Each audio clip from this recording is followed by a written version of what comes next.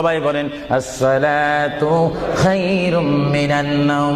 মুয়াজ্জিন যখন আযান দিয়ে দেয়, ওই টাইমে রহমতের ৭০,০০০ ফেরেশতা দুরূদ শরীফ পড়তে পড়তে আমার প্রিয় নবীর রওজা মোবারকের মধ্যে উপস্থিত হয়ে যায়। আর সমস্ত ফেরেশতারা চতুর্দিকে ঘুরে ঘুরে দুরূদ শরীফ পড়া শুরু করে। আবার যখন মাগরিবের আযান হয়, তখন ফেরেশতারা চলে যায়। আবার ৭০,০০০ ফেরেশতা নতুন করে রাত্রের মধ্যে নাজিল হয়। তাফসীরের মধ্যে আসে দিনে ৭০,০০০, রাত্রে ৭০,০০০।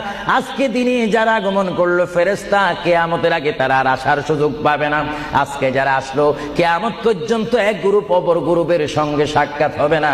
এমনি ভাবে দিনে ৭০,০০০ রহমতের ফেরেশতা, রাত্রে ৭০,০০০ রহমতের ফেরেশতা আমার প্রিয় নবীর রওজা মুবারক জিয়ারত করার জন্য আমার আল্লাহ আসমান থেকে পাঠিয়ে দিচ্ছেন। জোরে বলেন সুবহানাল্লাহ।